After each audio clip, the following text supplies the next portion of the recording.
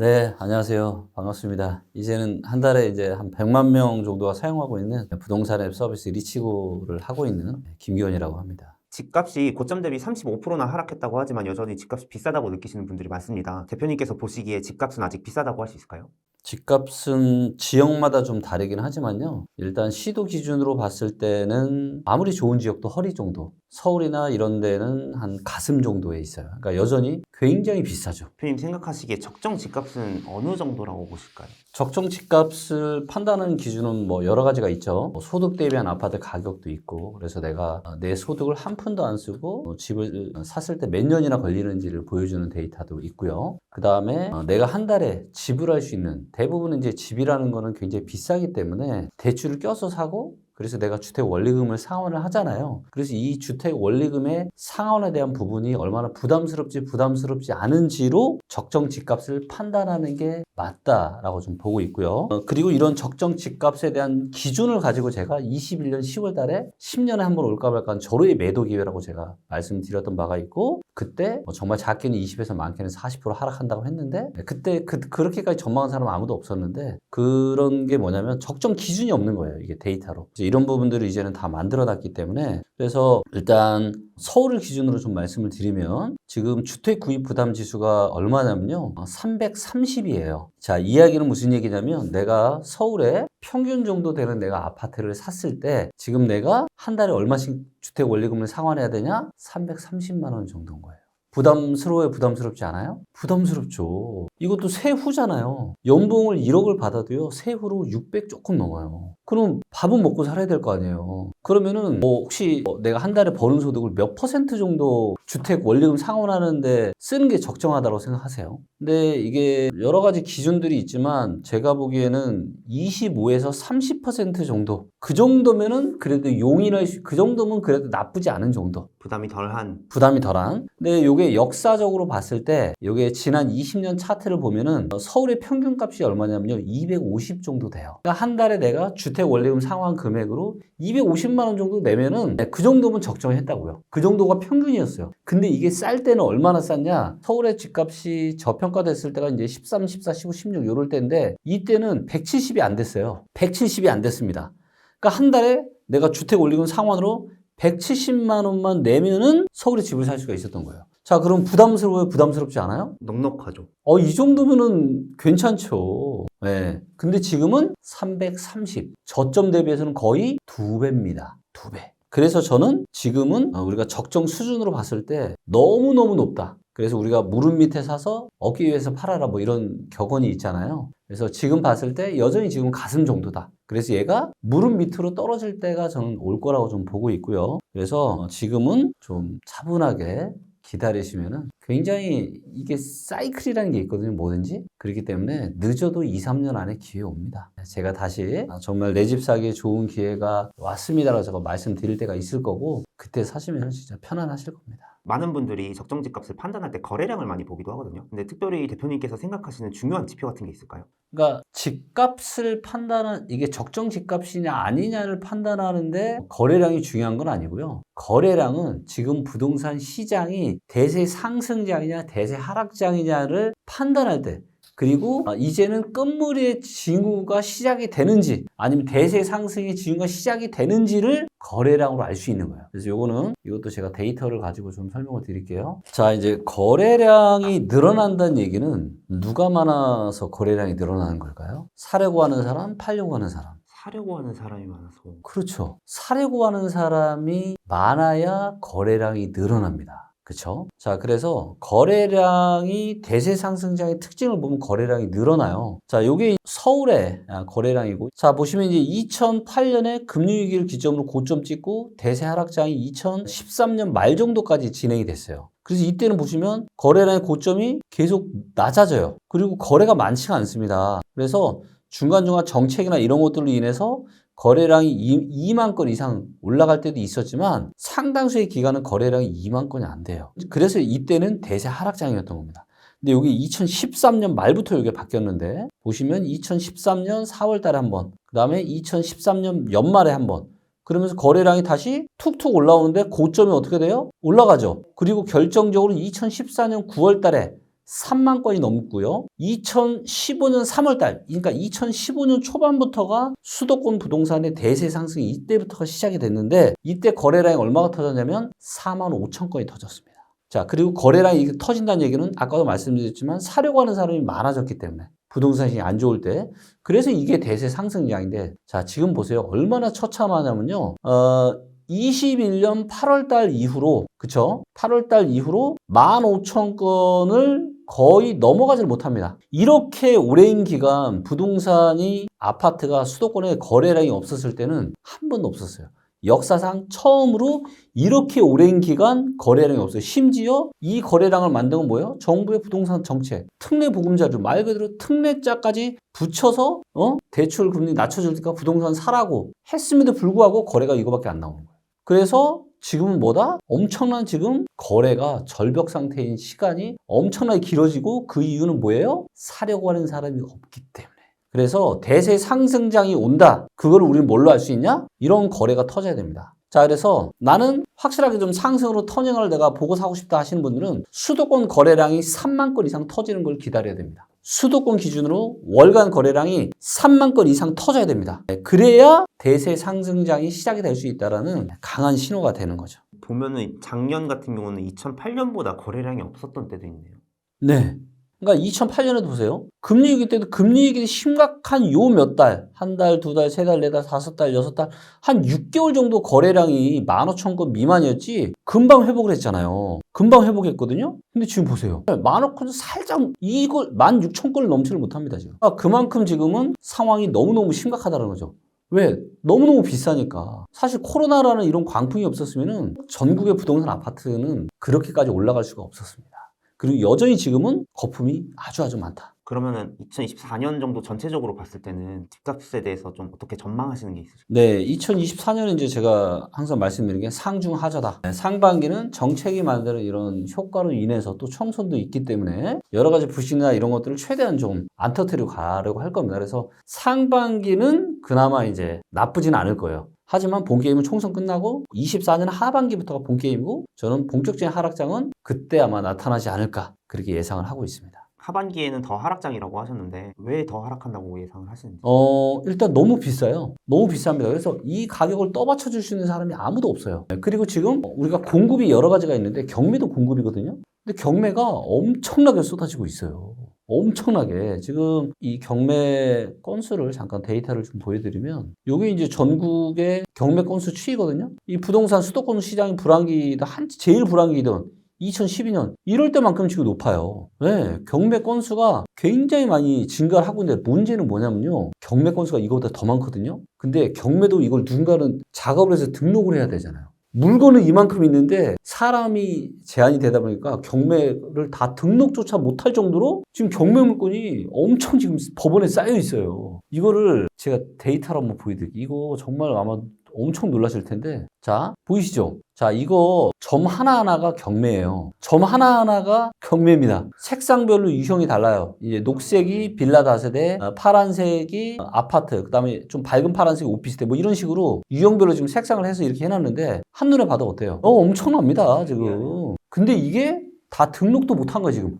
네, 그래서 경매가 이렇게 쌓인다는 얘기는 뭐예요? 그리고 문제는 경매가 지금 낙찰률도 안 높아요. 그러니까 매각률이 이게 전국 지금 평균인데 매각률이 어때요? 이 빨간색이 매각률이거든요. 매각률이라는 건 뭐냐면 경매가 100채가 나왔어요. 100개가 나왔는데 매각률이 30%라는 얘기는 100개 중에 30%만 경매를 통해서 누가 사간다는 거예요. 경매의 장점은 뭐죠? 시중의 가격보다 싸게 낙찰받을 수 있잖아요. 자, 그래서 경매 지금 낙찰률이 굉장히 낮은 수준이잖아요. 지금 22%거든요. 30%가 안 되거든요. 그러니까 싸게 살 수 있는 경매 시장에서도 100개 중에 지금 30채도 안 사가는 거예요, 사람이. 그 얘기는 무슨 얘기예요? 그만큼 지금 부동산 시장이 상당히 고평가되어 있다는 거고. 자, 여기에 또 뭐가 있어요? 자, 우리가 뭐 한 달에 그냥 500을 번다고 칠게요. 지금 집을 살려면 서울에 집 살려면 330만 원 내야 돼요. 그럼 얼마 남아요? 170만 원 남죠. 170만 원 가지고 두 명이 먹고 살 수 있을까요? 힘들죠. 자, 그런데 그냥 먹고 산다고 쳐볼게요. 그냥 라면만 먹고. 자, 근데 지금은 물가가 어때요? 계속 높잖아요. 모든 물가가 웬만한 물가가 다 높습니다. 그렇기 때문에 내 생활비가 어떻게 돼요? 부족해지죠. 그럼 먹고는 살아야 되잖아. 내 생활비도 올라가야 돼. 아파트를 지금 사기엔 너무 비싸. 그리고 금리 떨어진다고 또 난리 쳤는데 지금 금리 어떻게 되고 떨어지고 있나요?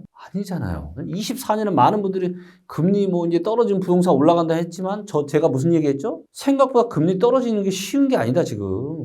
그리고 지금 연준에서도 계속 지금 금리 뭐 3월 달에 인하 전망 많았다. 이제는 또 6월 달에도 지금 인하 될 건지 말 건지 지금 알 수가 없잖아요. 그렇기 때문에 금리가 떨어지기도 쉬운 상황이 아니고 결국은 뭐가 떨어질 수밖에 없냐? 아파트가 떨어질 수밖에 없어요. 아무도 지금의 가격을 감당할 수가 없습니다. 자, 물론 여기에서 이미 허리나 허리 밑으로 떨어진 지역들도 일부 있습니다. 일부. 그런 지역도 있긴 하지만 전반적인 부동산 시장 상황은 굉장히 좋지 못하다. 그래서 정책이나 이런 것도 부동산 PF 문제가 굉장히 심각한데 지금 지난달 가장 최신 데이터에 의하면 미분양이 또 상당히 많이 증가를 했어요. 10개월 만에 미분양이 다시 증가를 했습니다. 네, 미분양이 증가한다는 얘기는 뭐예요? 건설사나 시행자 입장에서는 현금 회수가 안 되는 거예요. 내가 물건을 만들었는데. 현금 회수가 안 되니까 부동산 PF 문제가 어떻게 되겠어요? 더 심각해질 수 있겠죠. 네. 그래서 여러 가지 이런 상황들을 봤을 때 정말 녹록지 않다. 그리고 지금의 거품은 꺼질 수밖에 없다. 라고 좀 보고 있습니다. 아까 전에 거래량 얘기하면서도 수요자들이 있어야 되잖아요. 그런데 지금 굉장히 인구 감소가 심한 상황이고 최근 우리나라 합계 출산율이 0.7%까지 떨어졌다고 해요.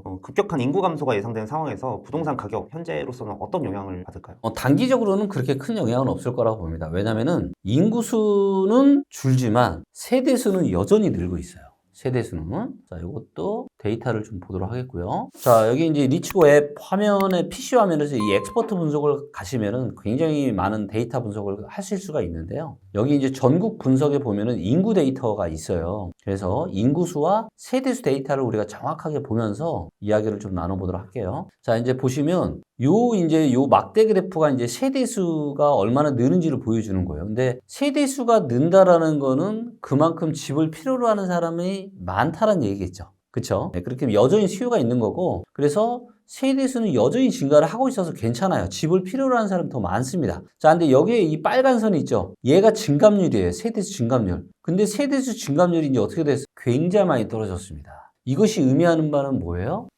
빠르면 5년, 늦어도 10년 안에는 세대수마저 감소하는 시대가 올 거다. 세대수마저 감소하는 시대가 되면은 당연히 주택에 대한 수요가 늘까요, 줄까요? 당연히 줄겠죠. 네. 자, 그리고 인구는, 자, 보시면 아시겠지만 인구는 이미 2021년에 고점을 찍고 계속 줄어들고 있고 지금 5,132만 명 정도 됩니다.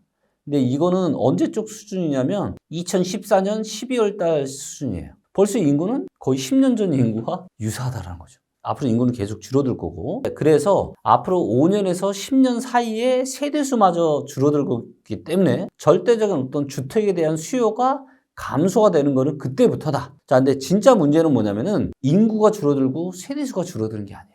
훨씬 더 심각한 문제는 뭔지 아세요? 그것은 바로 이 인구를 구성하는 연령대별 인구수 데이터에 있습니다.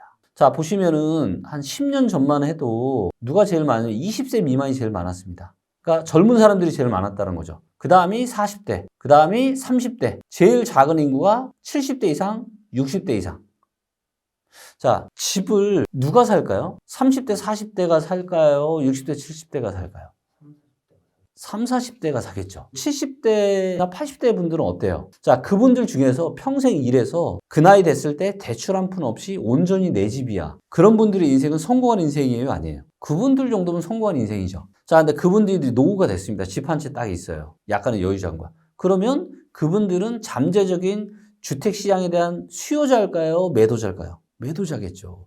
나이가 60대 이상, 70대 이상 분들은 어떻게 또, 물론 이사 수요가 있긴 하겠지만 젊은 층처럼 그렇지 않을 겁니다. 자, 근데 진짜 문제는 뭐냐면, 자, 이게 인구수가 연령대별로 지금 계속 모이는 거 보이세요? 네, 이제는 60대, 그 다음 70대 이상 인구가 굉장히 많이 올라왔어요. 앞으로 10년이 지나면 어떻게 되느냐? 60대 이상의 인구가 제일 많아지고 젊은 층이 없어요. 30대, 40대가 없다고요. 자, 30대, 40대가 없다라는 뭐예요? 신규 주택에 대한 수요가 굉장히 작다라는 거죠. 그래서 저는 앞으로 한 5년에서 길게 봤을 때 10년 정도는 문제 없다. 하지만 10년 정도 후, 그래서 2030년대 중후반부터는 노인들의 나라가 될 거기 때문에 대한민국의 부동산 시장은 지금과는 완전히 다른 그런 시장이 아마 펼쳐지게 될 겁니다. 지금 인구 문제에 있어서 수도권으로 집중되는 현상도 있잖아요. 이런 현상은 또 집값에 어떤 영향을 미칠까요?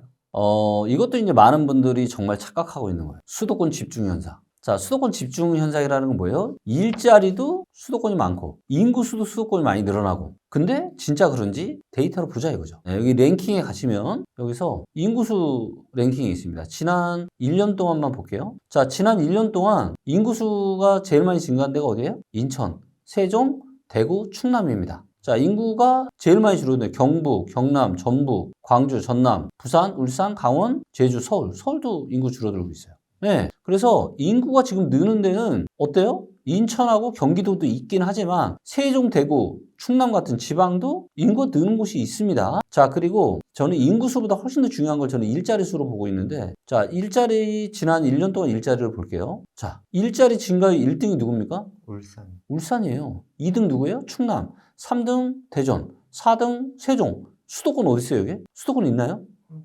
수도권 없잖아요. 그러니까 너무 많은 분들이 너무 막연하게 무슨 수도권 집중 현상 아니 수도권의 인구의 한 50%가 있기 때문에 집중되어 있는 건 맞아요. 하지만 그러면 지방은 다 꽝이고 수도권만 잘 나가는 거냐 계속 아니다라는 거죠. 지방에서도 일자리가 늘어나고 인구도 늘어나고 그런 지역도 분명히 있다. 왜냐하면 갈수록 과학기술이 발달하고 그래서 굳이 수도권에서 일하거나 뭐 할 필요가 없어요. 이제는 앞으로는 가면 갈수록. 그래서 기술의 발달이 어떤 물리적인 이런 공간에 대한 제약이나 이런 것들을 많이 줄이거나 없앨 거기 때문에 수도권 집중 현상 저는 솔직히 만약에 제가 일이나 뭐나 이런 거 다 상관없이 살고 싶은데 정하라고 하잖아요. 저는 부산 살 것 같아요. 부산 너무 좋아요. 네, 굳이 서울에서 살 이유가 없다라는 거죠. 그러면 이제 최근에는 그 신생아 특례 제출에 대한 상당한 혜택을 이제 정부에서 제시를 했잖아요. 첫날 서버가 터질 정도로 수요가 많은 상황으로 예상이 됐는데 이러한 정책이 집값에 어떤 영향을 미칠까요?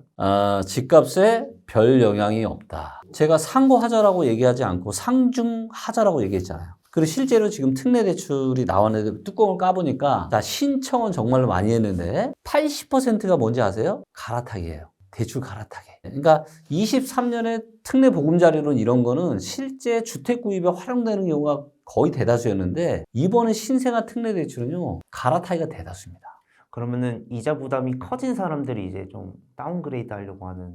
근데 그것도 그렇게 크지 않아요. 뭐냐면은 자 뭐라 그랬냐 최저 1.6%까지 초저금리로 대출을 받을 수 있다. 5억까지. 그쵸? 그래서 많은 사람들이 와 이거 대박이다. 다시 부동산 시장 살아나겠다 했지만 자 1.6%의 주택담보대출 금리를 받으려면요 소득이 2천만 원 이하여야 됩니다. 그리고 주택담보대출 기간이 10년이어야 돼요. 아니 소득이 2천만 원 사람이 10년 동안에 10년을 기간으로 원리금 상환하려면은 본인 소득 집값을 다 써도 안 되지 않을까요? 아니 1년에 소득이 2천만 원이면 10년이면 얼마예요? 2억. 그러니까 이거는 뭐예요? 1.6% 혜택 받는 사람이 있을 수 있다 없다? 거의 없다. 거의 없다. 그리고 실제로 대다수는 다 3%나 그 이상입니다. 네, 그리고 이 대상 찾기가 너무 힘들어요. 소득에 대한 조건이 있죠. 또 서울에 집 중에 9억 이하짜리가 아주 많지가 40%가 안 돼요. 일단 그 대상되는 집도 별로 없고 그 대상 할 수 있는 사람도 별로 없고 하다 보니까 생각보다 이게 작년에 특례 보금자리론처럼 그런 뭔가 이게 없다라는 게 실제로 데이터로도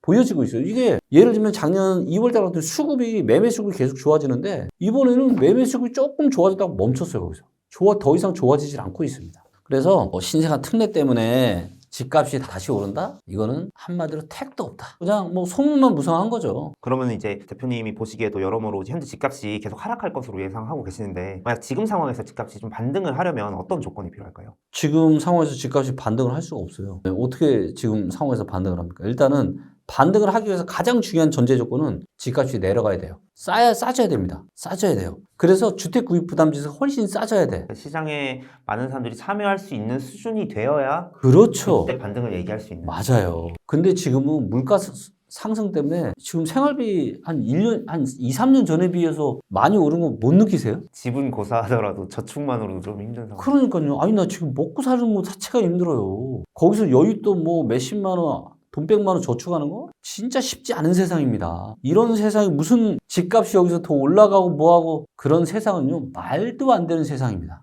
그게 어떻게 돼요? 그리고 그런 세상은 누가 그런 세상에서 살고 싶어 하겠어요? 우리 후손들이 정말로 뭔가 희망을 가지고 살려면은 모두가 아, 그래도 내가 열심히 20년, 30년 일해서 갚아 나가면 내가 은퇴할 때쯤에는 내 집 하나는 장만할 수 있겠다라는 그런 희망이 있어야 되잖아요. 솔직히 지금 우리 PD님 희망 있으세요? 내가 서울에 집 사겠다는 희망이 있어요? 없죠. 그냥 딱 생각해봐도 지금 집값은 그냥 넘사벽이야. 넘사벽이에요. 그러니까 이거는 절대 말이 안 되는 거고 그렇기 때문에 주택 가격은 꼬꾸라질 수밖에 없다. 그리고 그렇게 돼야지 우리가 그나마 좀 모두가 같이 살 수 있는 그런 길이라고 저는 생각합니다. 집값에 대해서 많은 분들이 불안을 느끼는 분들도 계시고 하다못해 이제 좀 불행까지 느끼시는 분들이 많은 것 같아요. 이분들이 이제 개인의 삶에서 집값에 휘둘리지 않으려면 어떻게 하는 게 좋을까요? 공부하세요. 제발 좀 공부하세요. 세상에 공짜가 어디 있습니까? 솔직히 집값이 올라가지 않으면 살 사람이 있겠습니까? 집값이 올라간다는 그런 기대감이 있어야 사잖아요. 위험을 리스크를 끌어안고 각종 비용을 부담해 가면서. 그래서 무릎 밑에서 사는 게 굉장히 중요한데 그러려면요 공부해야 돼요. 자, 우리가 이제 얼마 전에 이제 이런 폭등장이나 상승장의 대세 상승을 많이 느꼈지만 5억, 10억 버는 거 그렇게 어렵지 않았어요. 그렇죠? 자, 근데 내가 근로소득을 통해서 2억 모으는 거 몇 년 해야 될 것 같아요? 웬만한 사람들은 10년은 진짜 바짝 허리띠 졸라매도 2억 모으기 힘들어요. 맞죠? 그러니까 내가 10년을 정말 힘들게 일하고 한 푼, 두 푼 계속 모아도 내가 2억이라는 돈을 만들기가 힘든데 근데 부동산은 내가 무릎 밑에서만 잘 사면은 2억은 금방 올라요. 자, 그러면 그 10년의 세월을 보상할 만한 뭔가 대가를 치러야 되겠죠. 공부해야 됩니다. 공부하지 않고 나는 집값 싸게 살까? 뭐 할 거야? 김기현 얘기 듣고 살 거야? 아니다라는 겁니다. 정말로 저는 사실 집값에 휘둘리는 세상이 개인의 삶이 집값에 휘둘린다라는 게 공정한 세상은 아니라고 봐요. 하지만 우리는 자본주의 사회에 살고 있어요. 자본주의 살고 있잖아요. 그래서 어떻게든 내가 조금이라도 돈 모으고 하려고 열심히 직장도 다니고 모은 돈으로 주식 투자도 하고 부동산 투자도 하는 거잖아요. 내 집 마련도 부동산 투자 중에 하나예요. 그리고 주식 투자보다 훨씬 더 금액도 크고 중요한 의사결정입니다. 그리고 남들보다 잘해야 되잖아요. 그러면 남들보다 잘하기 위한 뭐가 있어야죠. 그게 바로 저는 공부라고 생각합니다. 그래서 저는 제가 부동산 전문가가 되기 전에 저는 만 3년 동안요. 정말 부동산 관련 책만 제가 100권 이상 받고 강의도 정말 많이 들었어요. 강의로 들은 시간만 따져도 몇백 시간이 들었습니다. 네, 저 같은 노력을 하라는 말씀은 아니지만 최소한 그래도 부동산 관련한 책도 한 10권 이상은 좀 보시고 강의도 이것저것 좀 들어보시고 왜? 내 인생이잖아요. 내 인생 누가 책임져 주잖아요? 아무도 책임져 주지 않습니다. 한 번밖에 없는 내 인생 정말로 집값에 휘둘리지 않으시려면 그만큼 반드시 공부를 좀 하셨으면 좋겠다. 그리고 이제는 데이터가 다 있잖아요. 제가 무슨 뭐가 잘나가지고 제가 전망을 잘하는 부동산 전문가가 되겠어요. 전부 다 데이터에 근거해서 제 뒤에는 수십 명의 개발자가 끊임없이 부동산 빅데이터와 인공지능 연구를 하기 때문에 그렇기 때문에 제가 다른 부동산 전문가보다 차별화되어서 나름 전망을 잘해올 수 있었던 거고 그리고 이런 것들을 이제는 다 공개를 해놨잖아요. 이게 리치고 아니어도 됩니다. 다른 부동산 플랫폼 좋은 데 있어 거기 가서 데이터 보고 공부하시면 돼요. 그래서 이렇게 공부 딱 1년만 해보시잖아요. 완전 인생이 바뀝니다. 지금 1년이 되게 중요한 것 같아요. 지금 1년 공부하면은 상중하업 저쯤이 이제 1년 뒤잖아요. 그때 딱 살 수 있는 시한이 생기겠네요. 맞아요. 그리고 부동산이라는 게 꼭 돈이 많아야지만 하는 게 아닙니다. 절대 그 생각을 버리셔야 돼요. 500만 원, 1000만 원만 있어도 내가 기술만 있으면 내가 준비만 되어 있고 공부만 되어 있다. 얼마든지 부동산 투자로 부자 되실 수 있고 그런 분들은 저도 너무 많이 봤어요. 부동산 시장이 너무나 혼란스럽다 보니까 많은 분들이 대체적으로 월세를 살아야 할지 또 전세를 살아야 할지 고민하시는 분들이 많습니다. 여전히 전세 사기에 대한 불안도 크고요. 이런 상황에서 어떤 주거 형태를 선택하는 게 좋을까요? 이 부분은 데이터에 따라 다른 것 같아요. 일단 전세가율을 좀 보시면 좋을 것 같아요. 전세가율이 낮다. 그 얘기는 뭐예요? 전세가보다 매매가가 훨씬 더 비싸다라는 거고 매매가가 떨어져도 전세가가 보존이 될 가능성이 많아요. 그래서 전세가율이 좀 낮은 지역은 저는 전세도 나쁘지 않다라고 좀 보고 있고요. 근데 최근에 트렌드를 보면은 전세 거래량은 여전히 많지만 월세 거래량은 과거에 대비해서 엄청나게 증가를 많이 했어요. 그래서 상당수의 많은 사람들이 월세를 지금 선택을 하고 있다라는 게 지금 데이터로 좀 보여지고 있고요. 그리고 이제 월세 같은 경우는 어때요? 또 목돈이 많이 안 들어가고 혹시라도 떨어지더라도 내 돈이 보존이 될 수가 있으니까. 그래서 그런 이유들 때문에 많은 분들이 그런 선택을 좀 하시는 것 같고 제가 봐도 아마 전세보다는 많은 분들이 반전세나 월세 쪽을 훨씬 더 선호하는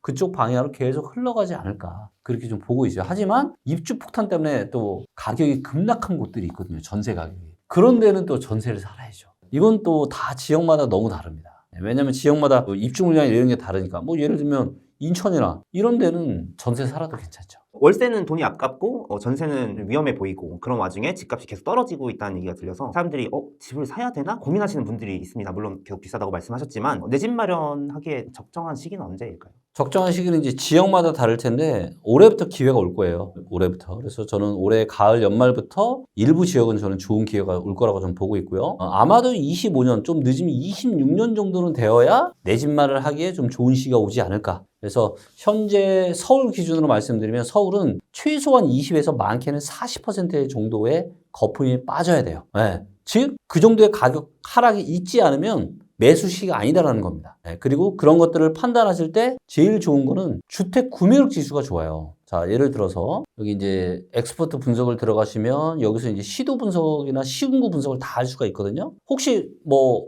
우리 PD님 관심이 있으신 지역이 있을까요? 수원 권선구. 권선구? 자, 그럼 수원 권선구의 데이터를 볼게요. 데이터가 다 나오거든요. 자, 여기서 뭘 보셔야 되느냐? 주택 구입 부담 지수를 보셔야 돼요. 자, 권선구의 주택 구입 부담 지수는 얼마예요? 123이죠. 평균이 얼마예요? 104입니다. 얼마 차이? 20 차이죠. 그러면 대략 20%의 거품이 있는 거예요, 지금. 평균 대비해서도. 근데 저점이 얼마예요? 저점이 이 정도면 저점이라고 보는데 19년 7월달 90. 네, 그러면 한 30 정도 차이 나잖아요, 지금이랑. 그러면 5% 정도 떨어져야 이제는 그때는 사기에 되게 좋은 시기다라는 거죠. 네, 근데 이게 지역마다 다 다른데 일부 지역들은 예를 들면 이거를 시도 단위로 봤을 때 울산을 한번 가볼게요. 자, 보시면 자, 울산의 주택 구입 부담 지수는 얼마예요? 85. 평균이 82입니다. 거의 지금 평균 근처까지 떨어진 거예요. 근데 여기서 조금 더 떨어지면 저는 한 요 정도 아마 이때는 코로나 시대 이때까지 떨어지는 건 사실 이거는 진짜 쉽지 않을 거예요. 67이고 맞아요. 이때가 한 75 정도 되니까 한 80 밑으로만 떨어져도 한 75 정도만 돼도 되게 메리트가 있는 거거든요. 근데 85니까 75면 10 차이잖아요. 그럼 여기서 한 10% 조금만 넘게 떨어지면은 내 집 마련하기에 상당히 그래도 무릎 밑에서는 내 집 마련 할 수 있는 그런 시기라고 볼 수 있는 거죠. 그래서 이게 지역마다 다 다르기 때문에 이거를 들어오셔가지고 내가 관심 있는 지역을 다 이렇게 데이터를 보시면 돼요. 울산 같은 경우는 실수요자의 경우에는 지금도 나쁘진 않은. 자, 일단 소득 대비해서는 지금 역사적인 평균까지 떨어졌죠. 소득 대비해서는. 그리고 지금 보시면 울산은 지금 매도세가 강하면서 매매 수급 지수는 안 좋은데 반대로 전세 수급 지수가 좋아지고 있어요. 그래서 전세가가 상승으로 돌아설 가능성이 지금 보이는데 보시는 것처럼 작년에 입주 물량이 많았고 올해, 내년, 내후년 계속 입주 물량 줄어들죠. 되게 긍정적인 부분이고요. 그 다음에 매물이고 미분양도 좀 줄어들고 있고 자 거기에 지금 세대수는 여전히 잘 증가를 하고 있고요. 자 요게 이제 일자리 데이터인데 지금 울산의 일자리가 좀 줄어들었다가 다시 지금 23년부터 다시 계속 지금 증가를 좀 하고 있거든요. 네, 그리고 다시 매매 가격 전망이나 전세 가격 전망 지수도 다시 지금 상승으로 돌아서고 있고. 자, 그래서 지금 정도는 허리 정도라고 보시면 돼요. 지금 사는 건 허리. 근데 저는 솔직히 허리에서 사는 거는 정말 뭔가 사이 있어서 내 집 마련을 지금 무조건 해야 되는 상황이다라면은 하시면 되겠지만 좀 더 싸게 사보고 싶다 하시는 분들은 저는 올해 가을 연말을 저는 추천드립니다. 올해 가을이나 연말 정도에는 울산을 사도 아마 저는 괜찮지 않을까. 조금 늦어지면 내년 정도가 될 거고 그래서 올해 하반기, 내년 상반기 어느 즈음에 울산에 매수 적기가 올 거다라고 데이터로 지금 판단이 되는 거죠. 혹시 서울도 하나 볼 수 있을까요? 서울이요? 마포구 볼까요? 네.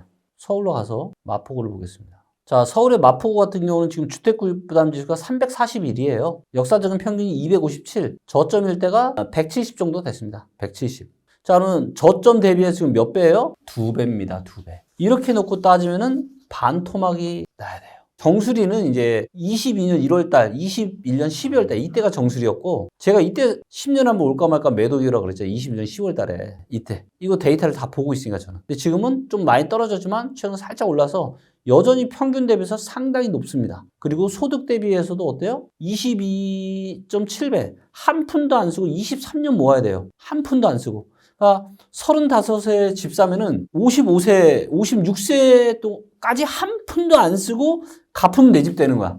근데 절반을 만약에 내 소득의 절반을 쓴다. 그러면 45년. 그러면 45년 35세 때 집 사면은 80. 80대야 내 집 되는 거야. 근데 80까지 일해요? 못하죠. 말이 안 되는 거예요. 자, 근데 얘가 소득 대비해서도 쌀 때는 12배. 자, 그러면 50%를 쓰면 5년 되는 거예요. 25년. 자, 그러면 35집 사면 몇 세 때 내 집 돼요? 60. 그 정도면 열심히 일해서 내가 갚아볼 만해요? 안 갚아볼 만해요? 이런 세상이 정상이다라는 거죠. 지금은 여전히 너무 비싸요. 제가 여기서는 말씀 못 드리지만 일부 지역은 무릎 밑에까지 떨어진 지역이 있어요. 네. 이런 데이터는 어디서도 볼 수, 대한민국에서 이거는 리치고에서밖에 안 만든 거거든요. 어디에도 없어요. 사람은 이런 걸 알 수가 없죠. 근데 이제는 이렇게 다 데이터가 있어요. 이걸 보고 내 집 마련 의사결정하는데 참고하시면 정말 도움이 많이 되실 겁니다. 그러면은 내 집 마련을 꿈꾸는 분들 중에서도 이제 분양 시장에 관심을 갖고 계신 분들도 많은데 차라리 분양 시장을 노려보는 건 어떨까요? 괜찮습니다. 전제 조건은 두 가지예요. 제가 항상 분양 관련해서 말씀드리지만 첫째는 뭐냐? 첫째는 주변에 구축이 많은데 신축에 대한 희소성이 있는 지역들. 그리고 분양가가 주변 시세 대비 주변에 비슷한 그쪽의 대장 아파트 대비해서 시세가 한 15에서 20% 정도 싼 데면 너무 좋죠. 자, 그래서 이것도 데이터로 다 볼 수가 있습니다. 자, 여기 보시면 여기에 분위라고 하는 게 있는데 분위. 자, 여기서 연식으로 가볼게요. 연식. 자, 그러면 지금 대한민국의 모든 아파트의 연식과 세대수 크기가 다 나옵니다. 그래서 원이 클수록 대단지 아파트고요. 자, 여기 보시면 나와 있죠. 1분위 5년 이하. 그러니까 5년 이하의 신축은 빨간색, 그 다음 10년 이하의 준신축은 파란색, 그 다음에 20년 이하 좀 오래된 아파트는 이게 갈색, 그 다음에 20년 이상 된 아주 오래된 아파트는 회색. 자, 제가 저번에 얘기할 때 제가 이 이스트폴, 광진구에 있는 이스트폴 이거는 한번 분양가만 괜찮다면 해볼만 하다라고 제가 말씀드린 바가 있는데, 자, 보시면 이게 롯데캐슬 이스트폴이라고 해가지고 이 구역 바로 앞에 있는 겁니다. 예. 자, 그런데 이 주변에 어떤 색깔이 많아요? 회색. 회색은 20년 이상 된 아파트들입니다. 그러니까 주변에 한강변인데 전부 다 20년 된 아파트밖에 없어요. 그나마 5년 이하는 요거 롯데캐슬, 그다음에 이거 근데 세대수가 별로 크지가 않죠. 다 500세대가 안 되는 겁니다. 근데 여기 이스트폴은 얼마예요? 1000세대가 넘습니다. 대단지에 지하철역 바로 앞에 한강도 보이고 중고축은 여기 한강 다 보이는 뷰거든요. 네. 그러니까 이런 거는 분양가만 주변 시세 대비 메리트가 있다면 받을만 하다라는 거죠. 그래서 여기 분위에 연칙에 들어가셔서 내가 분양받는 거, 그러니까 여기 보면은 원이 초록색이 있거든요. 초록색 이런 거, 이런 게 이제 아직 입주가 안 한 앞으로 입주할 아파트인 거예요. 네. 얘도 딱 봐도 주변은 어때요? 오래된 아파트밖에 없잖아요. 네. 근데 얘 같은 경우는 어때요? 얘는 지금 여기 5년 차 이하가 하나, 둘, 셋, 네 개나 있는데 새 아파트도 하나, 둘, 셋, 네 개나 들어서 이런 데들은 신축에 대한 희소성이 별로 없는 거죠. 네. 그래서 이제는 그냥 한눈에 데이터로 그냥 다 이런 것까지 파악을 할 수 있게 만들어놨기 때문에 사실 너무 좋은 세상이죠. 이거 보세요. 여기 또 있는데, 자, 얘 보세요. 자, 제가 이제 저한테 이제 배웠죠. 어떻게 해석하는지 배웠죠. 자, 이 아파트, 영등포, 자이, 디그니티. 자, 이 아파트는 신축에 대한 희소성이 있어요, 없어요? 신축에 대한 희소성이 있죠. 왜? 주변에 다 회색이잖아요. 거의 회색이잖아요. 빨간색이 있지만 원이 작잖아요. 그러니까 이것만 봐도 이 새 아파트가 들어서는 이 주변에는 오래된 아파트밖에, 온통 주변을 봐도 새 아파트 들어서는 얘 하나밖에 없잖아요. 그리고 새 아파트라고 하시는 빨간색도 몇 개 없어. 전부 다 회색이야. 그러면 이 주변에 사는 사람들은 새 아파트에 살고 싶겠죠. 얘 하나 들어와. 그러면 이 아파트에 대한 수요가 있겠어요, 없겠어요? 있죠. 그러니까 이거를 바로 한눈에 파악 가능하죠. 저한테 그냥 잠깐 배운 이걸로, 그래서 분양에 대한 의사결정 하시더라도 반드시 이제 이런 데이터를 보시면서 함께 의사결정 하시면은 실패할 일이 별로 없죠. 지난번에 이제 대표님께서 경전탑 출연하셨을 때 경매물건이 쏟아질 거라고 예측을 하셨는데 정확하게 최근에 한 10만 건이 넘는 매물이 쏟아졌어요. 여전히 이 경매 시장을 노려보는 것도 좋은 방법일까요? 여전히가 아니고요. 유일합니다. 자, 부동산 투자에는 여러 가지 방법들이 있습니다. 여러 가지 방법이 있어요. 근데 모든 투자에서 가장 기본은 싸게 사는 겁니다. 근데 싸게 살 수 있는 제일 좋은 방법이 뭐예요? 경매입니다. 근데 싸게 살 수 있는 방법인데 물건이 없어. 그럼 경매 투자 못 하잖아요. 근데 제가 24, 25, 26년은 경매로 인생을 바꿀 만한 엄청난 기회가 오고 있다고 제가 말씀드리고 있잖아요. 왜? 경매 물건이 쏟아지고 있으니까. 여기 이제 경매 여기 지도 가볼게요. 이거 보세요. 경매가 이렇게 많단 말이에요, 지금.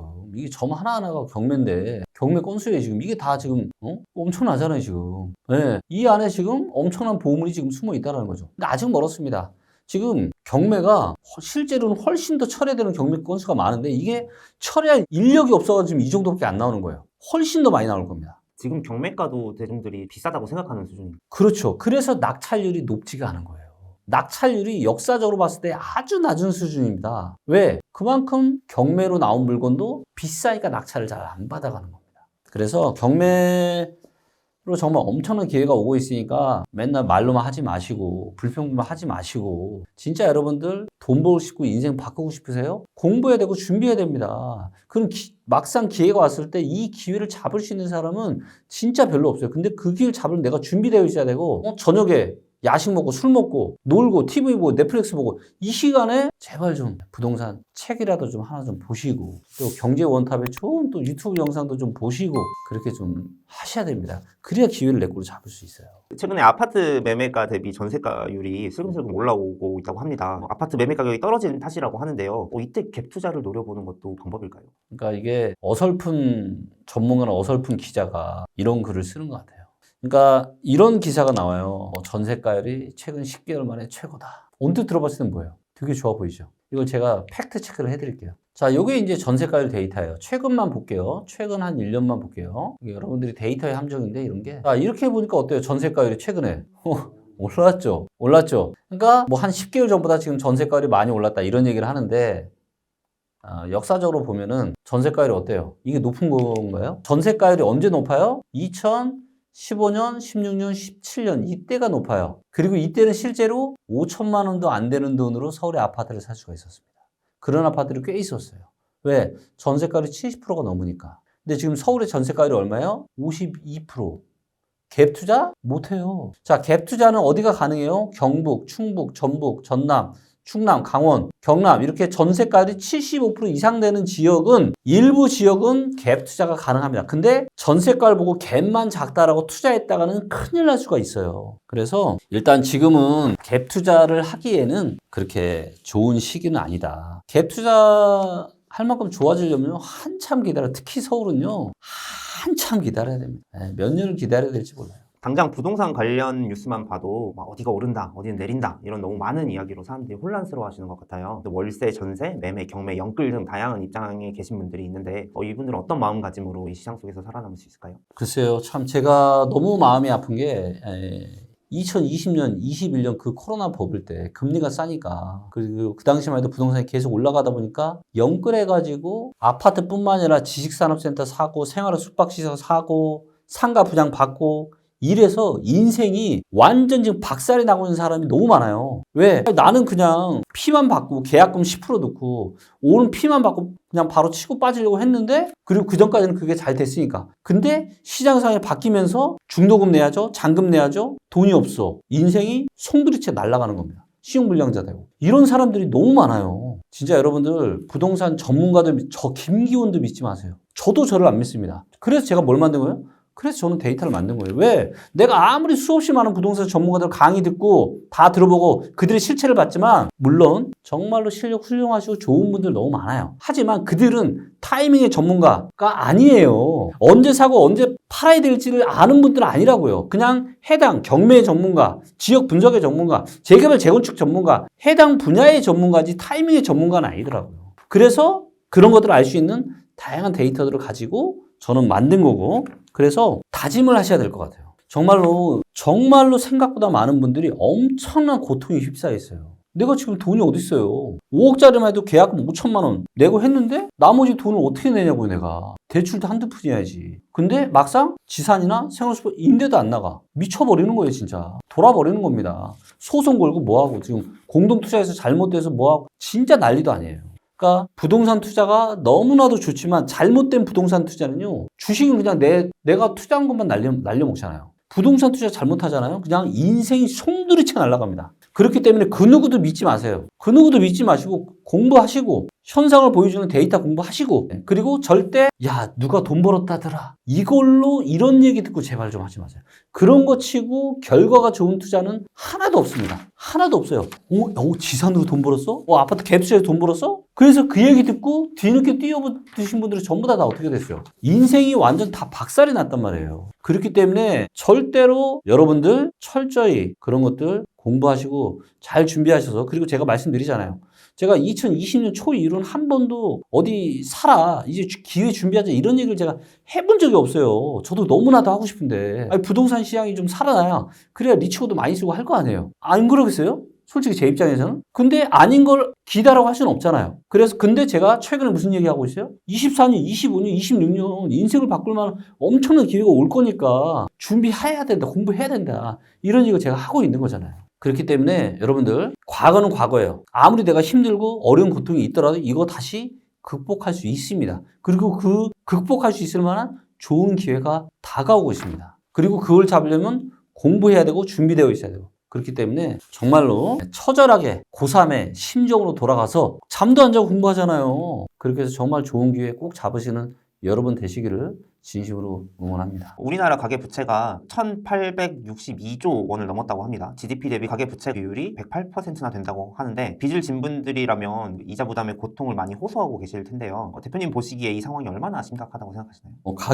가계부채는 그나마 지금 조금 그래 진정이 됐습니다. 네, 최고치에 살짝 줄어들긴 했어요. 근데 문제는 지난 12월에 발표된 이제 한국은행의 이제 금융안정 보고서를 보면은 조금씩 연체율이 지금 올라가고 있어요.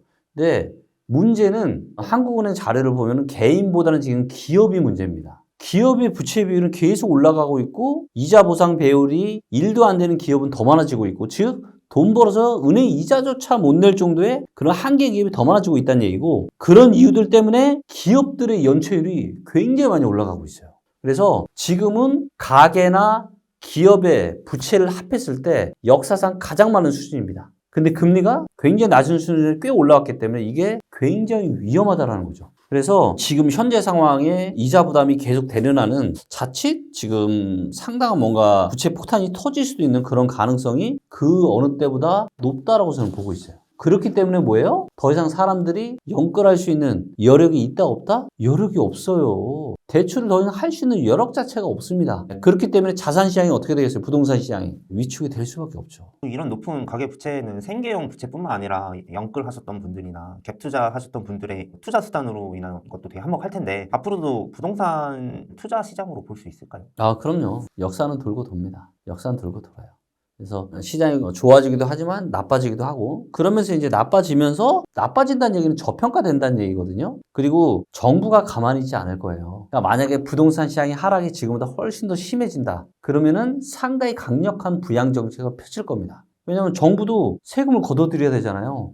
근데 세수 부족이 이유가 여러 가지가 있지만 뭐 법인세도 안 거치고 뭐 여러 가지가 있지만 부동산 관련한 세금이 어떻게 될까? 이렇게 오랜 기간 거래가 없다라는 얘기는 뭐예요? 부동산 관련 세수가 굉장히 작게 지금 걷어들인다는 얘기고 그렇기 때문에 나라 살림도 어려워요. 그렇기 때문에 항상 역사적으로 봤을 때 나왔던 패턴들이 뭐냐? 부동산 시장 하락이 심각해질수록 훨씬 더 좋은 카드들이 나와요. 그래서 이런 것들이 또다시 부동산을 투자 수단으로 바라보게끔 정부에서 여건을 만들어주는 거죠. 네, 그렇기 때문에 당연히 뭐 앞으로도 계속해서 투자 수단으로 충분히 보셔도 됩니다. 총선 이후가 굉장히 중요할 수 있겠네요. 네, 총선 이후가 일단 본격적인 흐름이 나올 거고 그리고 본격적으로 하락이 나오게 되면은 또 여러 가지 우호적인 정책들이 아마 쏟아지게 될 겁니다. 그러면 이제 태형건설 워크아웃과 같은 부동산 PF 문제가 앞으로 연속적으로 일어나게 된다면 부동산 시장은 어떤 영향을 받을까요? 난리가 나겠죠? 당연히 아마 최근에 또 미분양이 지금 증가를 좀 하고 있어요. 미분양이 한 10개월 감소하다가 지금 다시 증가를 하고 있거든요. 미분양이 증가한다는 얘기는 당연히 건설사나 시행사 입장에서는 돈이 회수가 안 된다는 얘기고 그 얘기는 부동산 PF 문제가 더 심각해질 수 있다. 이런 이야기입니다. 그래서 부동산 PF 문제가 계속 심각해진다면 당연히 이제 부동산 시장이 위축이 될 거고 근데 중장기적으로 봤을 때는 공급이 굉장히 부족해질 겁니다. 그래서 26년부터는 상당한 공급 절벽이 올 수가 있어요. 그래서 만약에 가격이 지금보다 훨씬 더 많이 떨어져서 한 무릎 밑에 정도까지 떨어진 상태에서 공급 부족 사태가 많이 겹친다. 혹시라도 그러면 26년부터는 상당한 또 상승장이 올 수가 있어요. 물론 이제 이거는 데이터를 계속 보면서 의사결정 판단을 해야 되겠지만요. 또 언제나 그렇듯이 또 시장의 그런 자정작용으로 인해서 부동산 PF가 문제가 되는 회사가 있겠지만 또 그렇지 않고 현금을, 총알을 또 잘 준비해 놓고 있는 회사한테는 또 그런 게 되게 좋은 기회가 되겠죠. 하지만 아마 부동산 PF 문제가 한 번 정도는 불거져서 좀 심각한 사회적인 문제가 될 가능성은 좀 높다라고 보고 있습니다. 이러한 일련의 사건들의 핵심에는 역시 금리가 있을 텐데요. 금리에 대해서도 내려야 할지 올려야 될지 의견이 분분합니다. 그 이후로 금리의 방향성은 어떻게 될까요? 금리가 일단 예전처럼 초저금리가 될 가능성은 거의 없다. 떨어져 봐야 얼마 안 떨어지고 위로는 열려 있다고 좀 보고 있어요. 이게 많은 세계적인 석학들이 지금 무슨 얘기를 하냐면 저금리 시대는 끝났다고 얘기하고 있습니다. 이거의 가장 큰 중요한 건 지정학인데 지금은 전 세계가 서로 싸우고 있잖아요. 충돌을 하고 있잖아요. 충돌을 하고 있다 보니까 효율이 중요한 세상이 아니에요. 그래서 자꾸 물가가 올라가는 겁니다. 서로 화합을 하지 않으니까. 그렇기 때문에 예전과 같은 이런 저금리 시대가 온다? 완전 꿈 깨시고요. 완전 지금 상이 바뀌었습니다. 그래서 금리는 앞으로 저는 중장기적으로 봤을 때 지금보다 더 올라갈 수 있다라는 것까지 저는 생각하고 있어요. 그렇기 때문에 뭐 앞으로 뭐 금리가 뭐 내려갈 거다, 뭐 할 거다 그렇게 뇌피셜로 미리 해서 부동산에 투자하고 이런 거 하시면 진짜 큰일 나요. 그리고 금리가 올라가면 올라갈수록 부동산 시장이 훨씬 더 안 좋아요. 왜냐면 은행에다가 그냥 예금을 하는 게 낫지 뭐하러 내가 리스크를 안고 부동산 투자를 해요? 은행에다 예금만 해놔도 지금 4% 이자를 주는데 근데 지금 건물 같은 경우는 강남이나 서초 이런 데는 3%가 안 되는 것들도 있거든요. 말도 안 되는 거예요. 취득세 내야죠. 공인중개세세 내야죠. 보유세 내야죠. 그런데 오를지 내릴지도 몰라. 근데 은행에다 놔도 4% 이자가 나와요. 뭘 선택을 하시겠어요? 그래도 건물 사시겠어요? 아니에요. 두고 보세요. 앞으로 주택시장보다 훨씬 더 심각한 게 건물시장이 될 겁니다. 상업용 부동산 시장. 굉장히 어려워질 거고요. 정말 앞으로 힘들어 하시는 분들은 많이 나올 겁니다. 금리가 오르면 오르는 대로 이제 집 사기가 부담스럽고 내려가면 내려가는 대로 경기가 안 좋아지는 거라서 살기가 힘들잖아요. 금리가 위로 가든 아래로 가든 되게 진퇴양난의 상태가 맞아요. 아닌가. 그래서 방법이 뭐밖에 없냐? 주택 가격이 떨어진 거 외에는 방법이 없어요, 지금. 사람들의 소득이 뭔가 드라마틱하게 좋아질 방법도 없지. 금리도 뭐 여기서 많이 떨어질 가능성도 없지. 그럼 결국에는 많은 사람들이 집을 살 정도의 펀더멘털이 되려면은 결국은 주택 가격이 지금보다 훨씬 더 내려오는 거 외에는 답이 없다라는 거죠. 그렇기 때문에 재개발, 재건축 정말 이거 기대 버려야 된다. 요즘 지금 계속 뉴스 나오잖아요. 아무리 정부에서 무슨 재개발 지금 뭐 재건축하는데 30년 이걸로 해주고 뭐하고 해도 미동도 않잖아요. 오히려 지금 분담금만 지금 갈수록 높아져가지고 하던 사업도 지금 중단이 되고 있는 판에. 그렇기 때문에 이 모든 것이 금리 때문에 지금 완전히 판이 다 뒤집어지고 있거든요. 그렇기 때문에 과거와 같은 그런 시각으로 아예 부동산은 뭐 나름 무조건 올라. 뭐 강남 서초가 최고야. 뭐 서울이 최고야. 제발 여러분들 이런 환상에서 벗어나셔야 됩니다. 그래야 여러분들 자산을 제대로 잘 지키실 수가 있는 거예요. 금리가 계속 오른다고 하셨는데 그럼 오르면 오를수록 집값은 더 떨어지겠네요. 아니요, 그렇진 않죠. 금리가 올라가도 주택가격이 충분히 메리트가 있을 만큼 싸면은 올라갈 수 있죠. 주택 가격이.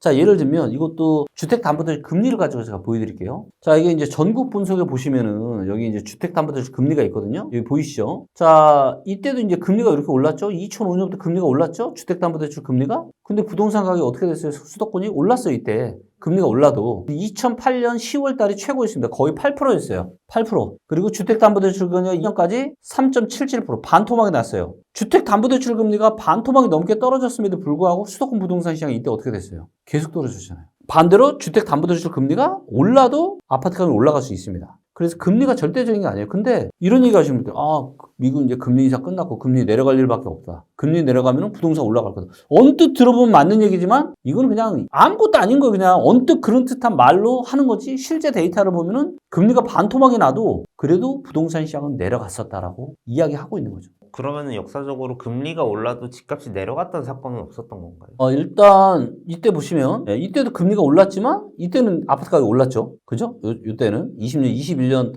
한 말 정도까지는 조금. 그래서 그러니까 1980년대 중후반을 기점으로 금리가 계속 출렁출렁하면서 내려왔거든요. 지금 2020년대 초반까지. 근데 앞으로는 출렁출렁하면서 금리가 올라갈 수 있는 세상이 올 수도 있다라고 지금 세계적인 석학들이 지금 경고를 하고 있단 말이에요. 그리고 만약에 그런 시대가 되면은 지난 한 30년 동안 펼쳐졌던 부동산 시장이랑은 굉장히 많이 다를 것 같아요. 물론 이런 것도 우리는 그런 거 고민할 필요가 없어요. 왜? 이런 것들이 다 반영된 주택구입 부담지수 데이터 보면 되거든요. 요즘 사람들이 IMF 때보다 더 살기 어렵다고 호소하시는 분들이 많은 것 같아요. 이런 상황에서 개인들은 여전히 부동산을 통해서 살아남는 방법이 있을까요? 당분간은 없죠. 지금의 거품이 와장창창 무너지고 난 다음에 그때는 우리가 또다시 부동산으로 자산을 엄청나게 이제 불릴 수 있는 좋은 시기가 오겠죠.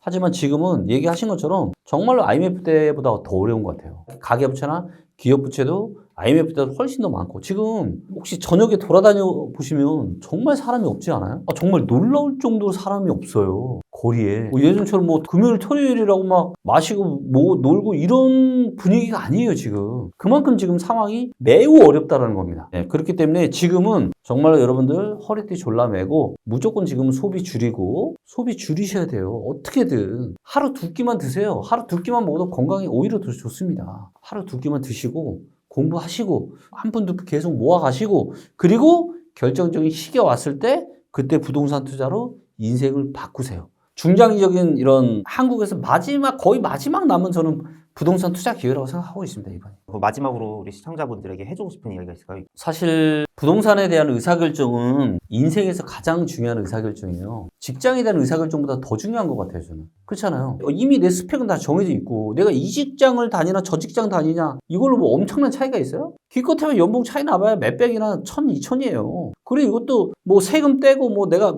사용하는 거 빼고 나면 얼마 차이가 없어. 근데 부동산에 대한 의사결정을 내가 잘하느냐 못하느냐는 내 인생을 완전 극과 극으로 바꿔버린단 말이에요. 너무너무 중요한 의사결정입니다. 근데 여기에 대한 의사결정이 이제는 뭘로 할 수 있어요? 빅데이터와 인공지능을 할 수 있는 시대가 온 거예요. 솔직히 이거 정말 공개하기 싫었습니다. 저는 제가 창업을 하기 전부터 이 리치고 시스템을 제가 다 큰 틀을 다 만들어놨어요. 그냥 저만 알고 싶어요. 왜? 너무 좋으니까. 너무 좋으니까 나만 알고 싶죠, 솔직히. 근데 이거를 어찌됐건 저도 큰 포부를 가지고 공개를 했고 그래서 이제는 한 달에 100만 명 이상이 쓰는 앱이 됐습니다. 지금 3년 좀 넘어서 만에. 그래서 너무너무 감사한 마음으로 저도 열심히 사업을 하고 있고 그래서 김기원이 잘나서가 아니라 김기원 뒤에는 수십 명의 뛰어난 인공지능 개발자와 데이터 사이언티스트 이런 수많은 개발자들이 있기 때문에 이런 부동산 의사결정을 잘할 수 있는 플랫폼을 만들어 놨고 그렇기 때문에 여러분들도 이런 부동산 플랫폼을 잘 활용하시면 정말로 부동산에 대한 의사결정 잘 하실 수 있고 여러분의 인생도 훨씬 더 업그레이드